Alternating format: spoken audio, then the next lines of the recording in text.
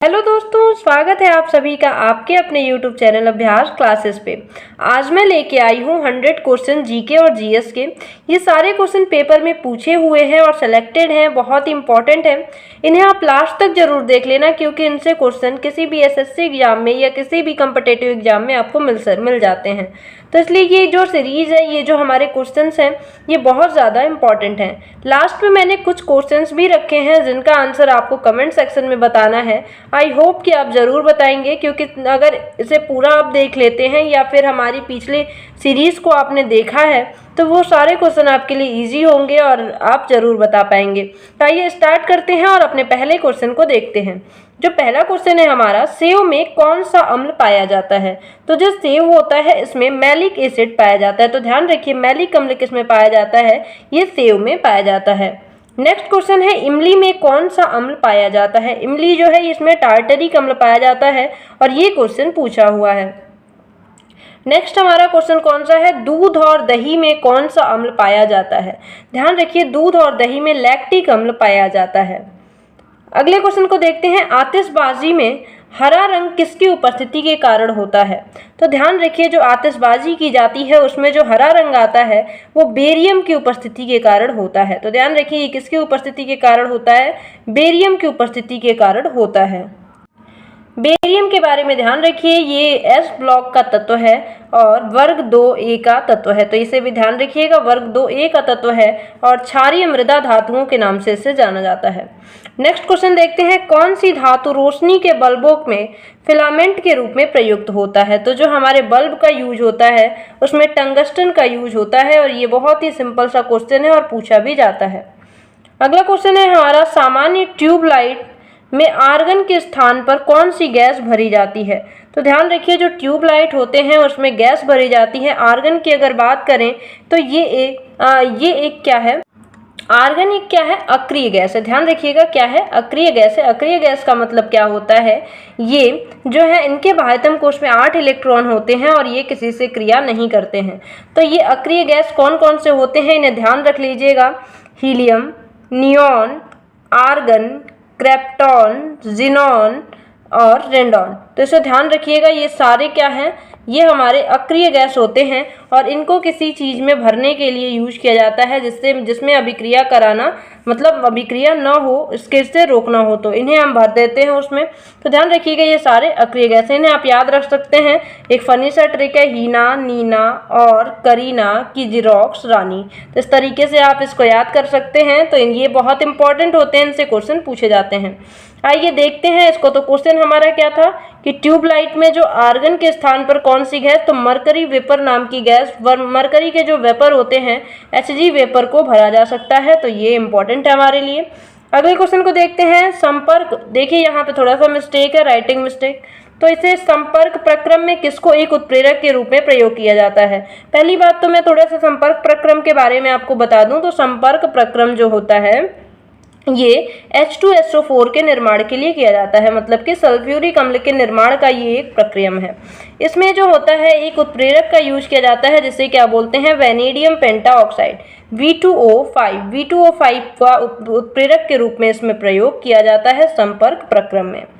अगले क्वेश्चन को देखते हैं। अगला कौन सा है हमारा? अगला है कृतकनाशी। कृतकनाशी में किसका प्रयोग किया जाता है? तो इसका सही आंसर क्या हो जाएगा? Zinc phosphide. जिंक फॉस्फाइड का जो यूज है वो कृतकनाशी के रूप में किया जाता है। नेक्स्ट हमारा क्वेश्चन क्या है? नेक्स्ट है, क्लोरीन हैलोजन सदस्य का उपयोग किसके रूप में किया जाता है? क्लोरीन जो गैस है, क्लोरीन ये किसका है? ये हैलोजन का तत्व है। ये हैलोजनों में आता है, फ्लोरीन के बाद क्लोरीन आता है। फ्लोरीन, क्लोरीन, ब्रोमीन, आयोडीन और एस्टाटाइन, ये सारे क्या हैं? हमारे हैलोजेंस हैं। इनको भी आप ट्रिक से याद रख सकते हैं। फिर कल बाहर आई आंटी, फिर कल बाहर आई आंटी, इस तरीके से आप हैलोजेंस को ध्यान में रख सकते हैं। तो इसमें जो क्लोरीन है, इस क्लोरीन का यूज कीटाणुनाशक के रूप में किया जाता है। नेक्स्ट हमारा क्या है, क्वेश्चन है कि किस विधि द्वारा औद्योगिक पैमाने पर अमोनिया का उत्पादन किया जाता है। अमोनिया का उत्पादन हैबर विधि के द्वारा किया जाता है। ये बहुत ही इंपॉर्टेंट है और बहुत बार पूछा गया है। इसमें थोड़ा सा हम कम्पिटेटिव लेवल की चीज़ें अगर बात करें तो इसमें उत्प्रेरक के रूप में आयरन का उपयोग किया जाता है। ध्यान रखिएगा, इसमें उत्प्रेरक के रूप में आयरन का उपयोग किया जाता है और इसके साथ मोलिब्डेनम का यूज सह उत्प्रेरक के रूप में किया जाता है। अब सह उत्प्रेरक क्या करता है, आयरन की सक्रियता को बढ़ाता है। आयरन की जो उत्प्रेरक क्षमता है उसको बढ़ाने का काम सह उत्प्रेरक करता है। नेक्स्ट हमारा, किसने सर्वप्रथम आवर्त सारणी का निर्माण किया था। तो जो आवर्त सारणी है उसका निर्माण मेंडलीव के द्वारा किया गया था। मेंडलीव वैज्ञानिक के द्वारा किया गया था। लेकिन ध्यान रखिए, ऐसा नहीं है कि इनके द्वारा इससे पहले भी बहुत सारे सिद्धांत आए थे। न्यूलैंड, डोवेराइनर, इन लोगों ने भी आवर्त सारणी को बनाने का प्रयास किया था। आवर्त सारणी का मतलब क्या है, जो तत्व हैं उनको एक तरह से अच्छे तरीके से उनको क्रम में रखना, क्रमबद्ध करना ही आवर्त सारणी है। तो जो मेंडलीव थे इन्होंने तो रखा था, लेकिन इनकी आवर्त सारणी पूर्ण रूप से सही नहीं थी। ध्यान रखिएगा, मेंडलीव के समय पे केवल 62 तत्व ही खोजे गए थे और इनकी एक विशेषता ये थी कि इन्होंने कुछ जगहों पर तत्वों के लिए स्थान पहले से ही निर्धारित कर दिए थे और उन्होंने उसके गुण लक्षण भी थोड़े बहुत बता दिए थे। तो ये मेंडलीव की आवर्त सारणी की विशेषता थी। और भी कुछ बात करें तो मेंडलीव की आवर्त सारणी परमाणु भार पर आधारित थी। किस पे आधारित थी, परमाणु भार पर आधारित थी। बाद में मोजले नाम के वैज्ञानिक ने इसको परमाणु क्रमांक के हिसाब से क्रमबद्ध किया, जो कि हमारी आधुनिक आवर्त सारणी है जिसे हम पढ़ते हैं। आई होप कि आपको क्लियर हो गया होगा। आइए अगले क्वेश्चन को देखते हैं। अगला हमारा, नाभिक से निकलने वाले विकिरणों में किसकी वेधन क्षमता सर्वाधिक होती है। ध्यान रखिए, गामा किरण। अब ये हैं क्या, जो हमारी वो होती है, क्या बोलते हैं, रेडियो एक्टिव कोई तत्व हैं। मान लीजिए कोई रेडियो एक्टिव तत्व हैं, ये रेडियो एक्टिव, ये अपने आप से ही 3 तरह की किरणें उत्सर्जित करते हैं, अल्फा, बीटा और गामा। तो ये अल्फा, बीटा और गामा, इसको बोलते हैं गामा किरण। एक होती है अल्फा किरण और एक होती है बीटा किरण। बीटा पे नेगेटिव चार्ज होता है और अल्फा पे पॉजिटिव चार्ज होता है। तो ध्यान रखिए, अल्फा, बीटा और गामा जो किरणें हैं यही क्या कहलाती हैं हमारी। जो इसमें गामा किरण होती है इसकी वेधन क्षमता जो होती है कि बहुत ही ज़्यादा होती है। तो ध्यान रखिएगा, और ये किससे निकलती हैं, अपने आप ही अल्फा, बीटा, गामा किरणें ये रेडियो एक्टिव जो तत्व होते हैं उनसे निकलती रहती हैं।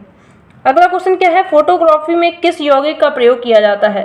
तो जो फोटोग्राफी होती है उसमें सिल्वर ब्रोमाइड नाम के रसायन का उपयोग किया जाता है। तो ध्यान रखिएगा, फोटोग्राफी में सिल्वर ब्रोमाइड का यूज किया जाता है। नेक्स्ट हमारा, कृत्रिम वर्षा कराने में किसका प्रयोग किया जाता है।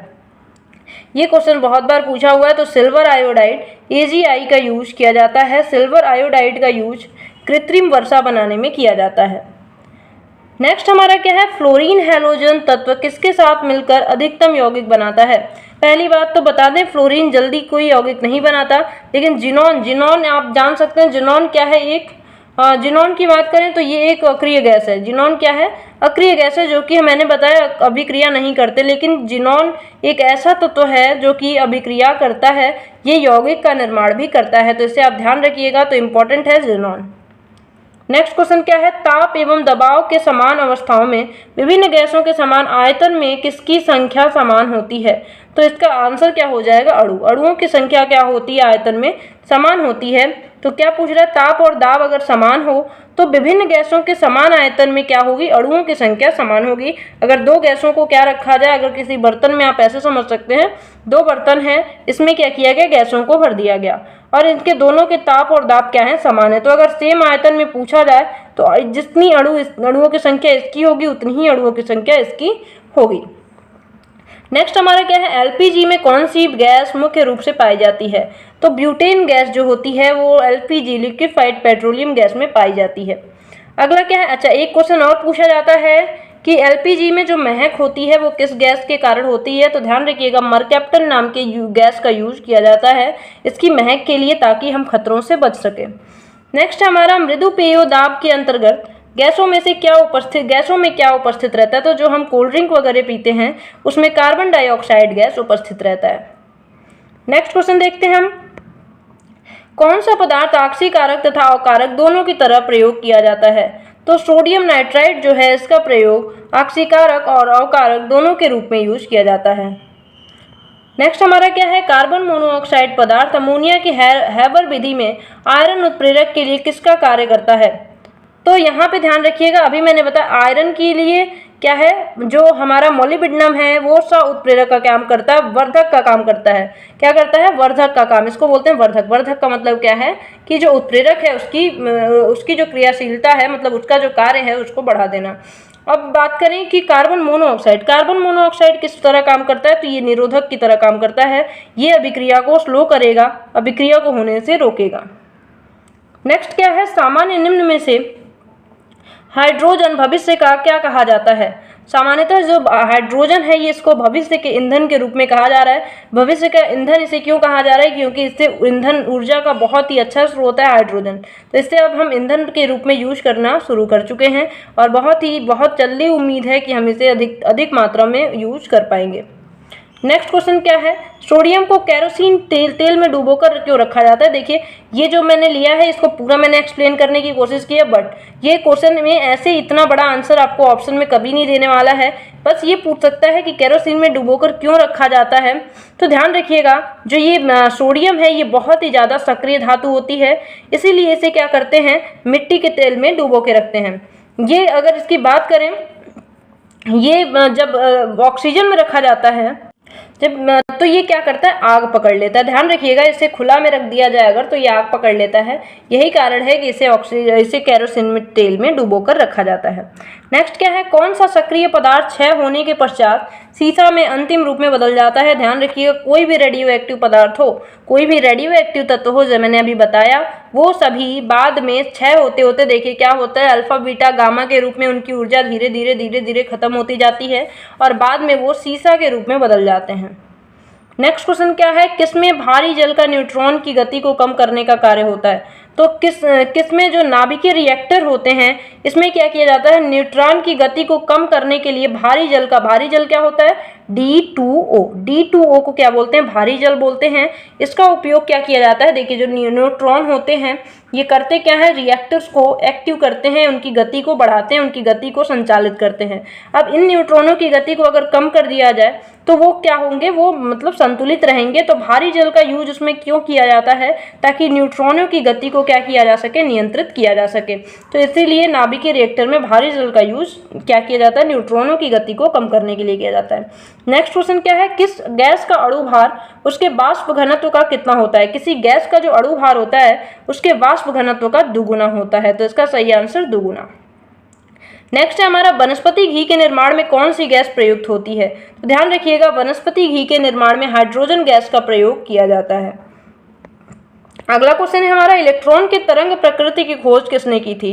तो इलेक्ट्रॉन के तरंग प्रकृति की खोज डी ब्रॉगली नाम के वैज्ञानिक के द्वारा की गई थी। डी ब्रॉगली के द्वारा तरंग के जो इलेक्ट्रॉन होते हैं, ऐसा कहा गया था कि ये तरंगों के रूप में होते हैं, तरंगों के रूप में संचालित होते हैं। इसकी खोज डी ब्रॉगली के द्वारा की गई थी। नेक्स्ट क्वेश्चन है हमारा, कौन सा तत्व स्टील में संरक्षण प्रतिरोध उत्पन्न करता है? तो इसका आंसर क्या हो जाएगा, निकल जो होते हैं ये क्या करते हैं, स्टील में संरक्षण प्रतिरोध उत्पन्न करते हैं। नेक्स्ट हमारा, चांदी का निष्कर्षण मुख्यतः किससे किया जाता है? तो जो चांदी है, चांदी का निष्कर्षण, चांदी का अयस्क कौन सा होता है, अर्जेंटाइट जो अयस्क होता है इससे चांदी को निकाला जाता है, Ag। चांदी का सूत्र क्या है, मतलब सिंबल क्या है, Ag है। तो Ag जो है ये किससे निकालते हैं, अर्जेंटाइट से निकालते हैं। नेक्स्ट है हमारा, सोडियम हाइड्रोक्साइड सूत्र वाले रासायनिक यौगिक का नाम क्या है? देखिए ये क्वेश्चन वाकई बहुत इजी होता है, बट ये क्वेश्चन पूछा जाता है। तो सोडियम हाइड्रोक्साइड को क्या बोलते हैं, कास्टिक सोडा के नाम से जानते हैं। और भी कुछ हैं जैसे कि KMnO4, इसे लाल दवा के नाम से जानते हैं। तो ये सारी चीज़ें याद रखिएगा क्योंकि इन्हें पूछा जाता है। कैल्शियम ऑक्साइड बिना बुझा चूना, कैल्शियम हाइड्रोक्साइड बुझा चूना, तो ये सारी चीज़ें पूछी जाती हैं, तो इसे ध्यान रखिएगा। Sodium bicarbonate baking soda, sodium carbonate washing soda, ये सारे नाम आप याद रखेंगे। नेक्स्ट क्वेश्चन क्या है, मणिक का लाल रंग किसकी मौजूदगी के कारण होता है? तो जो कोई मणिक है उसका लाल रंग किसकी वजह से होता है, क्रोमियम ऑक्साइड की वजह से होता है। नेक्स्ट हमारा, कितने इलेक्ट्रॉन एक ही कक्षा में होते हैं तो उनमें विपरीत चक्रण पाया जाता है? ध्यान रखेंगे आप कि जो इलेक्ट्रॉन होते हैं, जैसे मान लीजिए ये एक कक्षा है, इसमें 2 इलेक्ट्रॉन होंगे और दोनों ही क्या होंगे, विपरीत दिशाओं में होंगे, विपरीत चक्रण में होंगे। मतलब एक इलेक्ट्रॉन अगर इस तरीके से मूव करता है तो दूसरा उसके अपोजिट डायरेक्शन में मूव करता है। नेक्स्ट क्या है हमारा, कौन सा तत्व ब्रह्मांड में सर्वाधिक मात्रा में पाया जाता है? तो ब्रह्मांड में हाइड्रोजन जो है सबसे ज़्यादा मात्रा में पाया जाता है। नेक्स्ट क्वेश्चन क्या है, आधुनिक आवर्त नियम का प्रतिपादन किसने किया था? तो आधुनिक आवर्त नियम का प्रतिपादन मोजले के द्वारा किया गया था। अच्छा, ये जो क्वेश्चन है, कौन सा तत्व ब्रह्मांड में सर्वाधिक पाया जाता है? हाइड्रोजन। धरती पे पूछा जाए तो ऑक्सीजन सबसे ज्यादा पाया जाता है। पूरी धरती की अगर बात की जाए तो सबसे ज्यादा पाया जाने वाला तत्व कौन सा है? ऑक्सीजन है। और जैसे आप याद कर सकते हैं वो ऐसे बता देती हूँ मैं। अच्छा, तत्व तो ठीक है, ऑक्सीजन है, और एल्युमिनियम जो है ये क्या है? धातु है, सबसे ज़्यादा पाया जाने वाला। धरती पर सबसे ज़्यादा धातु कौन सी पाई जाती है? एल्युमिनियम की। और सबसे ज़्यादा तत्व ऑक्सीजन की। नेक्स्ट क्या है, आधुनिक आवर्त नियम का प्रतिपादन किसने किया? तो आधुनिक जो आवर्त सारणी है, मैंने जैसा बताया, मोजले ने किया। इन्होंने जो तत्व हैं उनको परमाणु क्रमांक के हिसाब से व्यवस्थित किया, और वही हमारी आधुनिक आवर्त सारणी है जिसे हम आज पढ़ते आ रहे हैं। नेक्स्ट क्या है हमारा, किसको नियंत्रित करने के लिए उपयोग किया जाने वाला रेडियो आइसोटोप कोबाल्ट 60 है? तो आइसोटोप ये बहुत इंपॉर्टेंट है और बहुत बार पूछा गया है। आइसोटोप कोबाल्ट 60, ध्यान रखिएगा, कोबाल्ट 60 का यूज जो है ये कैंसर, ल्यूकीमिया के लिए यूज किया जाता है। ल्यूकीमिया को डिटेक्ट करने के लिए इसका यूज किया जाता है। इसको क्या बोलते हैं? रक्त कैंसर। ल्यूकीमिया का मतलब क्या होता है? रक्त कैंसर। नेक्स्ट हमारा हरा थोथा या हरा कशिश फेरस किस रासायनिक पदार्थ का प्रचलित नेम है? देखिए, ध्यान रखिए, ये पूछे जाते हैं क्वेश्चन। हरा कशिश किसको बोलते हैं? Ferrous sulphate. देखिए यहाँ पे थोड़ा सा छूट गया, फेरस सल्फेट को क्या बोलते हैं? हरा कशिश बोलते हैं। नेक्स्ट क्या है, विद्युत तापी साधना के लिए तापी घटक बनाने के लिए किस मिश्र धातु का प्रयोग किया जाता है? तो विद्युत तापी साधना के लिए तापी घटक बनाने के लिए नाइक्रोम का यूज, जैसे प्रेस वगैरह में नाइक्रोम का यूज किया जाता है। नेक्स्ट क्वेश्चन हमारा, किस पदार्थ के लगाने से कटे स्थान से रक्त का बहना रुक जाता है? तो ध्यान रखिए, जो फेरिक क्लोराइड है इनको यूज करने से क्या होता है? रक्त का बहना रुक जाता है। तो इसका सही आंसर क्या हो जाएगा? Ferric chloride. अगला हमारा, कौन सा एंजाइम ग्लूकोज को एल्कोहल में परिवर्तित कर देता है? तो जाइमेज नाम का एंजाइम जो है ये ग्लूकोज को एल्कोहल में परिवर्तित कर देता है। अगला हमारा क्वेश्चन है, ट्रांजिस्टर बनाने में आमतौर पर किसका इस्तेमाल किया जाता है? तो जो ट्रांजिस्टर बनाने में यूज होता है वो सिलिकॉन का यूज होता है।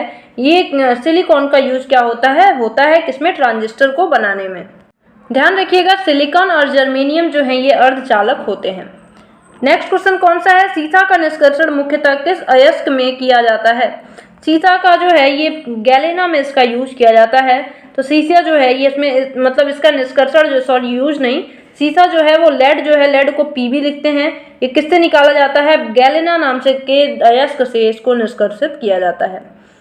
अगला क्वेश्चन क्या है, जल एक अच्छा विलायक है, यह जल का क्या होने के कारण है? ध्यान रखिए, जल का जो परावैद्युत स्थिरांक है ये ज्यादा होता है, इसी वजह से जल एक अच्छा विलायक है। और भी ध्यान रखिए, जल क्या है? एक द्विध्रुव है। द्विध्रुव है मतलब पोलर है, ये एक पोलर है। और एक चीज ध्यान रखिएगा, ध्रुवीय जो विलायक होते हैं ये ध्रुवीय है। विलायक मतलब ध्रुवीय। H2O का मतलब क्या है? H2O कैसे टूटेगा आप बताएं? H+ और OH- में टूट जाएगा। तो H+ और OH- में ब्रेक होगा, मतलब क्या है? ये ध्रुवीय है। तो ध्रुवीय है, ध्रुवीय विलायक जो होते हैं ये ध्रुवीय चीजों को अपने में बहुत आसानी से घोल लेते हैं। तो ये कह सकते हैं यूनिवर्सल सॉल्वेंट के रूप में यूज होता है क्या? पानी। अगला क्वेश्चन क्या है, सिरके में कौन सा अम्ल पाया जाता है? फिर वही क्वेश्चन, तो देखते हैं, सिरके में एसिटिक अम्ल पाया जाता है। लाल चींटी में कौन सा अम्ल पाया जाता है? तो लाल चींटी में फार्मिक एसिड पाया जाता है। नेक्स्ट हमारा, नींबू व खट्टे पदार्थों में कौन सा अम्ल पाया जाता है? तो सिट्रिक अम्ल पाया जाता है। नेक्स्ट हमारा, टमाटर के बीज में कौन सा अम्ल पाया जाते हैं? ऑक्जेलिक अम्ल पाए जाते हैं। ये सारे क्वेश्चन पूछे हुए हैं, इसलिए हमारे लिए इंपॉर्टेंट हो जाते हैं। नेक्स्ट है, भारत का शोक किस नदी को कहा जाता है? अब देखते हैं, भारत का शोक जो है वो कर्मनाशा नदी को कहा जाता है। ध्यान रखिएगा, भारत का शोक कर्मनाशा नदी को, बिहार का शोक कोसी नदी को। तो हमारा नेक्स्ट क्वेश्चन है, बिहार का शोक किस नदी को कहा जाता है? तो कोसी नदी को। बंगाल का शोक किसे कहा जाता है? तो ध्यान रखिएगा, बंगाल का शोक दामोदर नदी को कहा जाता है। नेक्स्ट हमारा क्वेश्चन क्या है, नेक्स्ट है, असम का शोक किस नदी को कहा जाता है? तो ब्रह्मपुत्र नदी को असम का शोक कहा जाता है। ब्रह्मपुत्र को तिब्बत में किस नाम से जाना जाता है? इसे आप जरूर बताइएगा। भारत में एंट्री ये किस राज्य से होकर के करती है नदी? तो इसे भी आप जरूर बताइएगा। तो ये सारी चीजें मैं बता चुकी हूँ एक्चुअली, इसलिए मैं आपसे पूछ रही हूँ, तो उम्मीद है आप जरूर बताओगे। नेक्स्ट क्वेश्चन है, उड़ीसा का शोक किस नदी को कहा जाता है? तो ब्राह्मणी नदी को इसे उड़ीसा का शोक कहा जाता है। नेक्स्ट है हमारा, झारखंड का शोक किस नदी को कहा जाता है? तो दामोदर नदी को झारखंड का शोक कहा जाता है।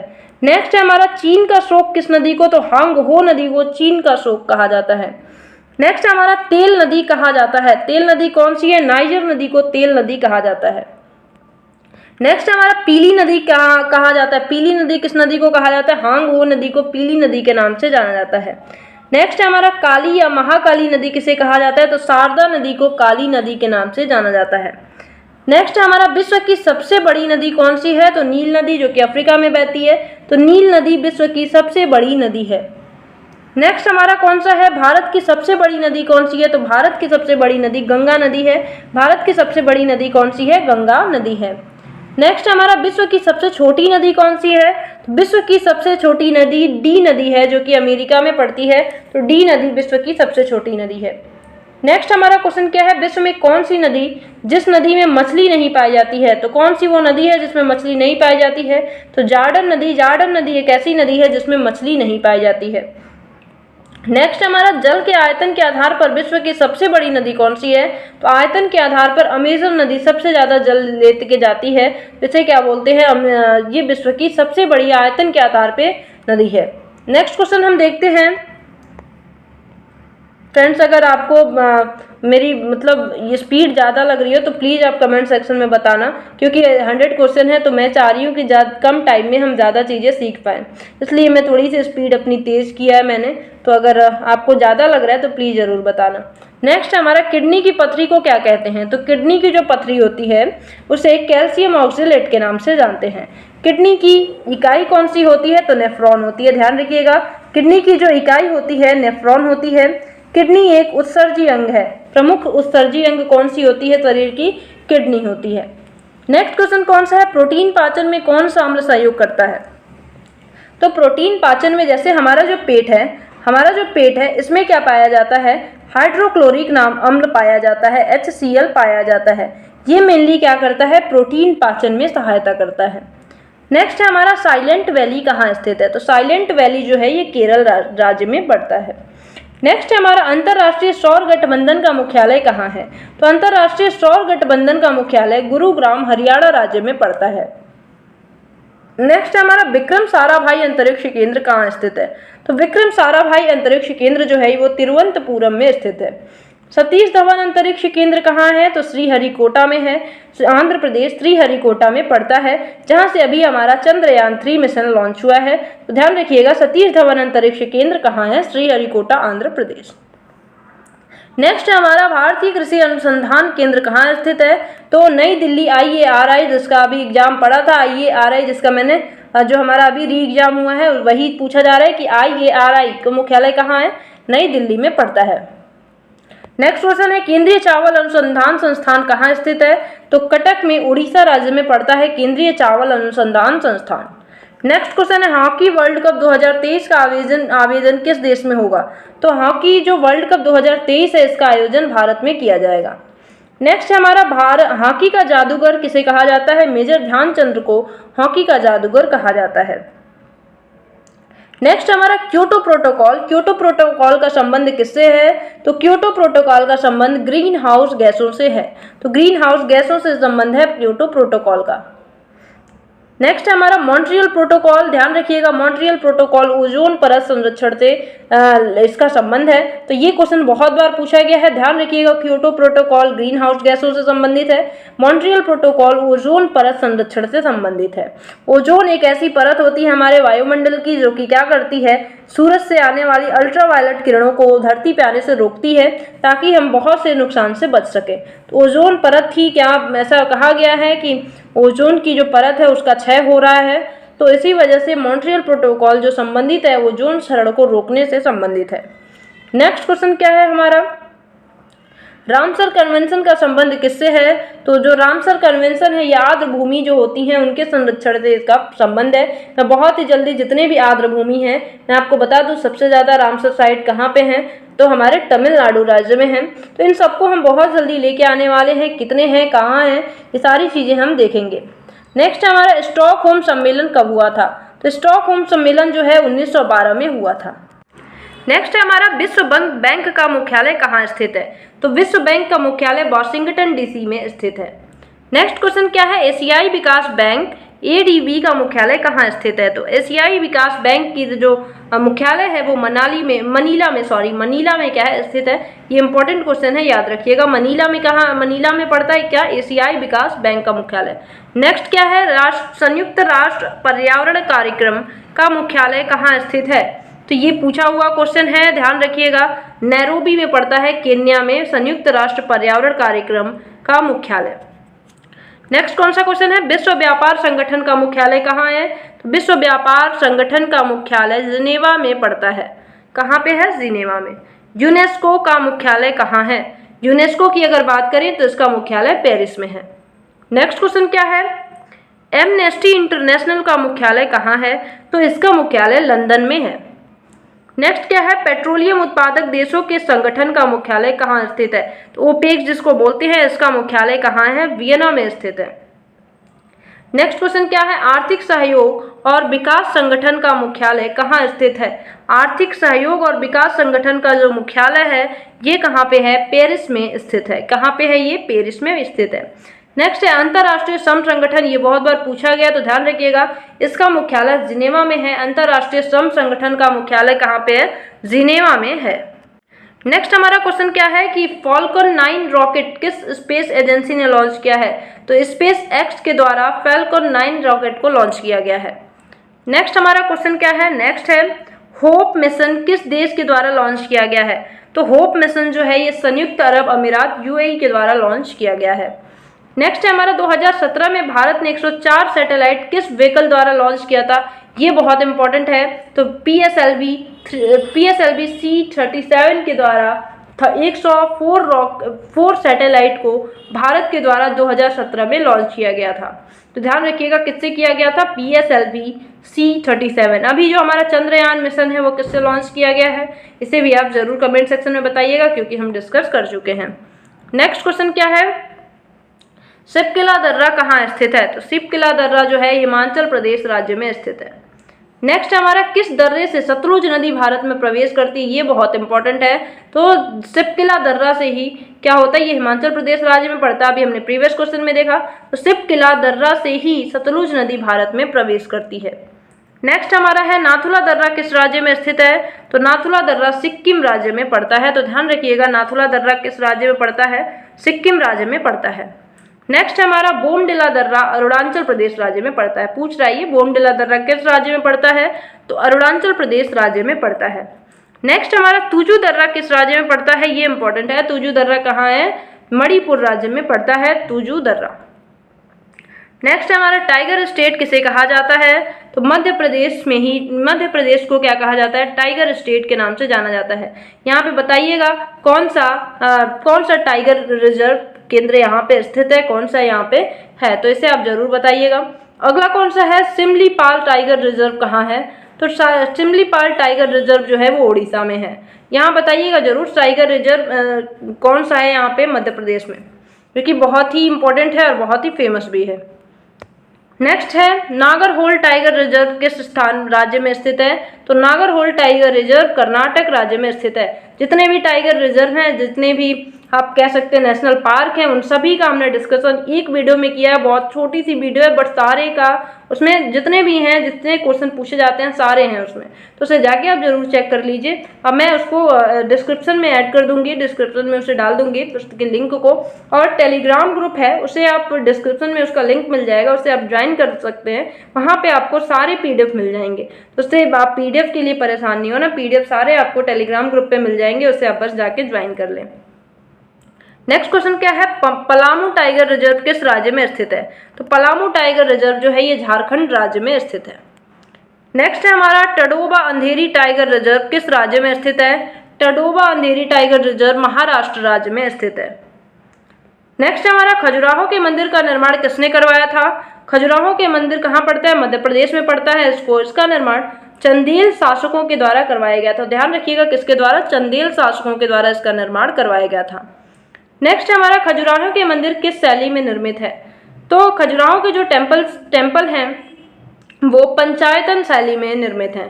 ध्यान रखें ये किस शैली में है? पंचायतन शैली में निर्मित है। नेक्स्ट हमारा हुमायूं का मकबरा किस शैली में बनाया गया है? तो हुमायूं का मकबरा जो है ये 4 बाग शैली में बनाया गया है। नेक्स्ट हमारा पूर्व का ताजमहल किसे कहा जाता है? एक मिनट। पूर्व का ताजमहल किसे कहा जाता है? तो पूर्व का ताजमहल हुमायूं के मकबरे को कहा जाता है। हुमायूं के मकबरे को क्या कहा जाता है? पूर्व का ताजमहल कहा जाता है। नेक्स्ट क्वेश्चन क्या है हमारा? बृहदेश्वर मंदिर किस शैली में निर्मित है? तो बृहदेश्वर टेम्पल जो है ये द्रविड़ शैली में निर्मित है। नेक्स्ट है हमारा बृहदेश्वर टेम्पल किस शासकों के द्वारा बनवाया गया था? तो चोल शासकों के द्वारा बृहदेश्वर मंदिर का निर्माण करवाया गया था। नेक्स्ट है बृहदेश्वर मंदिर कहाँ स्थित है? तो तंजौर नामक जगह पे बृहदेश्वर मंदिर स्थित है। तो ये हो गए हमारे कुल आज के 103 प्रश्न जो कि बहुत ज़्यादा इंपॉर्टेंट हैं। तो होप कि आपको ये वीडियो पसंद आई होगी। अब कुछ क्वेश्चंस आपके लिए और आप उन्हें ज़रूर बताइएगा कमेंट सेक्शन में। तो क्वेश्चंस कौन से हैं देख लेते हैं। तो जो आज के क्वेश्चंस हैं वो हैं, पहला है भारत का राष्ट्रगीत किसने लिखा? दूसरा है संयुक्त राष्ट्र संघ की स्थापना कब हुई? संयुक्त राष्ट्र संघ की स्थापना कब हुई? भारत में रेल का आरंभ कब हुआ था? इसे आपको बताना है। अगला क्या है? दिल्ली स्थित महात्मा गांधी का समाधि का नाम क्या है?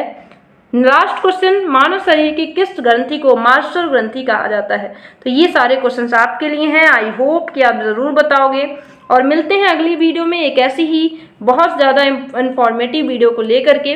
तो तब तक के लिए bye bye, have a nice day, thank you so much.